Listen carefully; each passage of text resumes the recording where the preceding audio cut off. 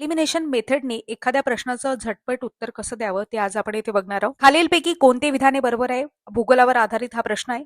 गट ब पूर्व परीक्षा होती 2025 त्यामध्ये विचारला गेलेला आहे. 3 स्टेटमेंट दिलेले आहे आणि पर्यायी उत्तरं दिलेले आहे. पहिलं स्टेटमेंट काय सांगते? वैतरणा आणि तानसा उल्हास नदीच्या उपनद्या आहेत. स्टेटमेंट कसं आहे? चुकीचं आहे. हे जर तुम्हाला माहिती आहे, जर हे स्टेटमेंट चुकीचं आहे, कारण वैतरणा स्वतंत्र नदी आहे, त्याच्यानंतर उल्हास सुद्धा एक स्वतंत्र नदी आहे आणि ह्या प्रामुख्याने कोकणातील नद्या आहेत. तानसा मात्र वैतरणेची उपनदी आहे, मात्र वैतरणा आणि तानसा उल्हास नदीच्या उपनद्या नाहीत.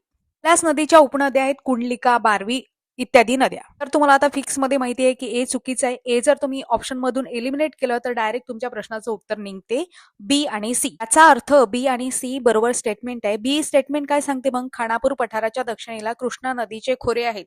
आता हे लिहून काढायचं असते किंवा नोट करून घ्यायचं असते. मन्याड नदी खोरे गोदावरी नदी खोऱ्यात येते, हे सुद्धा बरोबर आहे. समोर आयोग यावर प्रश्न बनू शकतो, म्हणून ऍडिशनल गोष्टी PYQ मध्ये आलेल्या नोट करून ठेवायच्या असतात. मुख्याने नदी प्रणाली यावर आधारित प्रश्न असतो म्हणजे असतोच. सेवा पूर्व परीक्षेसाठी प्रामुख्याने गोदावरी नदी आहे, सिंधू नदी आहे, त्यावर हमखास प्रश्न असतात.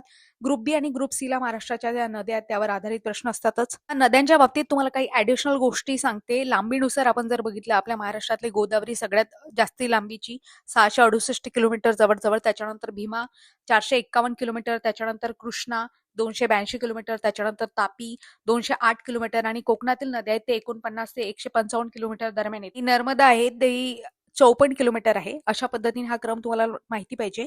आता क्षेत्रानुसार तुम्हाला नदीचा क्रम सांगायचा आहे, म्हणजे इथे मी तुम्हाला लांबीनुसार क्रम सांगितला 1 2 3 4 5 6 अशा पद्धतीने, तसं क्षेत्रफळानुसार तुम्हाला सांगायचं आहे.